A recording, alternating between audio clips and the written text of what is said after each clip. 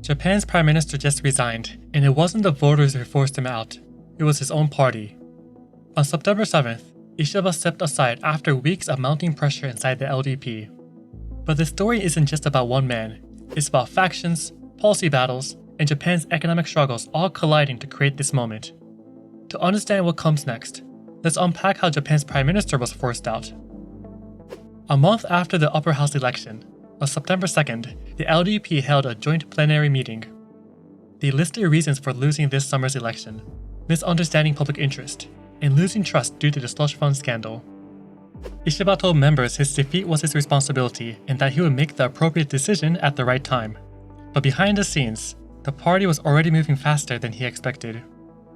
4 senior members stepped down from chairperson roles, signaling a shift in power.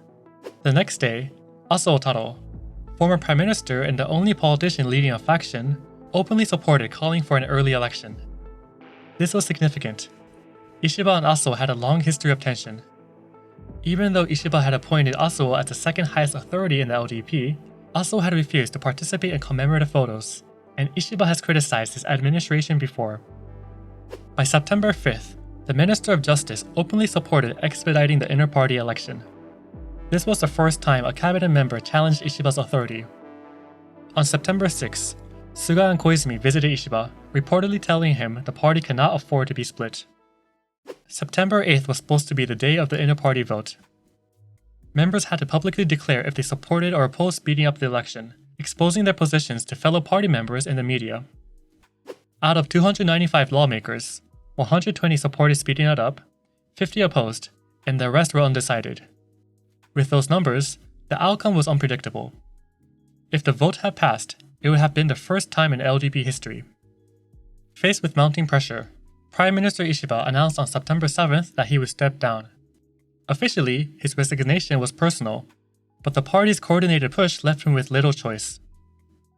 In his remarks, Ishiba acknowledged the party still hadn't regained public trust after the 2023 to 2024 fundraising scandal. He said lingering distrust was his greatest regret, and he explained why he resigned before the inter-party vote. Pushing ahead could have caused a decisive split. Instead of clinging onto power, he called for a true restart, reforming the party as if it were being refounded. When questioned about dissolving the lower house, Ishiba said it was considered. But that would not only stall government functions, it could also deepen divisions within the party.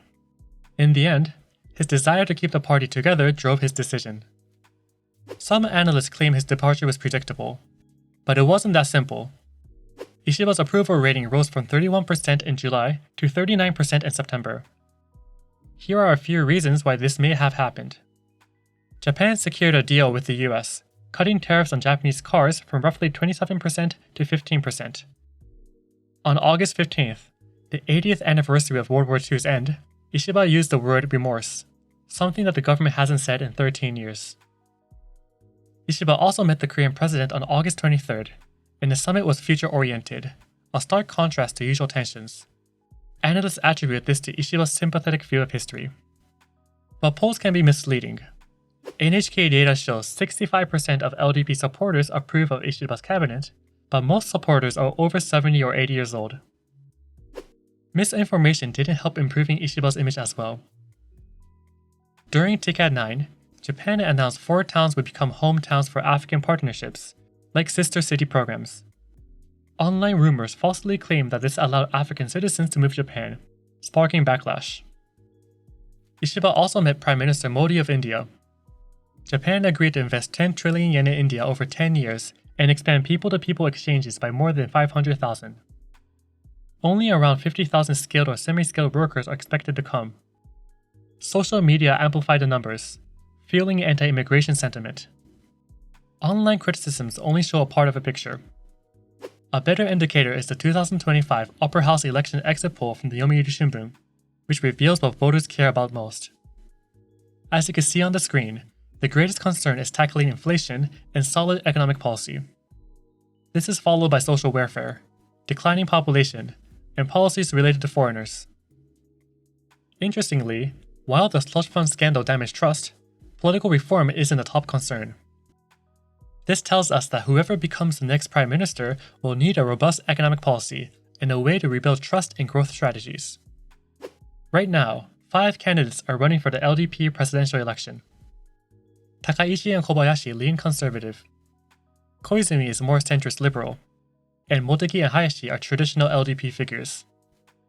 While Motegi and Hayashi might be the safer, all-rounder type, the narrative is shaping up as a showdown between Takaichi and Koizumi. There are 2 big reasons for this narrative. First, the LDP's election system. The 2025 inter-party vote includes both all LDP lawmakers and registered party members. Polls show Takaichi is stronger with urban members, while Koizumi has a solid base among current lawmakers. Second, last year's inter-party election. The party split between Ishiba and Takaichi. Takaichi still has that momentum, but with Ishiba gone, the center-left bloc may lean towards Koizumi. Koizumi also has strong backing. Former Prime Minister Suga supports him, and current Finance Minister Kato joined Koizumi's team as campaign chief. Kato worked under both Abe and Suga and is a well-known conservative. This move may broaden Koizumi's support. Former Prime Minister Aso backed Takaichi last time and lost. He'll likely back the candidate with the best chance. If the odds favor Koizumi, Aso could switch sides. But there are also several factors that could shift this narrative. Registered LDP members in rural areas support Ishiba, but that doesn't mean all his supporters will back Koizumi. Ishiba's rice policy, while beneficial to consumers, wasn't popular among farmers. And since Koizumi was Minister of Agriculture, this might backfire. Many former Abe faction lawmakers lost seats, which could reduce Takaichi's momentum among current lawmakers. Lawmakers' votes carry equal weight with LDP member votes. Takaichi's hawkish tendencies and visits to Yasukuni Shrine could hurt East Asian relations. While Koizumi may be seen as a centrist, his speech style, called Koizumi Kobun, can be confusing. His sentences often follow an A=A structure, earning him the nickname Minister of Poetry. Here's my favorite Koizumi Kobun. 今のままではいけないと思います。だからこそ、日本は今のままではいけないと思っています。Some citizens might not take him seriously. Kobayashi could attract younger lawmakers but lacks experience. Motegi and Hayashi are solid but conventional, unlikely to energize voters. In addition to inter-party politics, the LDP doesn't have a guaranteed supermajority, so coalitions matter. Komento publicly announced that they won't join if the new LDP president's philosophy doesn't align with theirs. Although Koizumi is on good terms with the Japan Innovation Party, the JIP is declining in popularity. 3 lower house members recently announced plans to leave. While the JIP might see a coalition with the LDP as an opportunity, joining an unpopular LDP might further decrease its popularity. Sanseto and the DPP say that they won't join coalitions but may cooperate in policy. On this point, Takaichi's conservative policy could attract Sanseto, and her expansionary fiscal stance may appeal to the DPP. At the end of the day, what matters is whether the new leader can reform the LDP in Japan. This shouldn't just be an internal power struggle, it could shape Japan's future.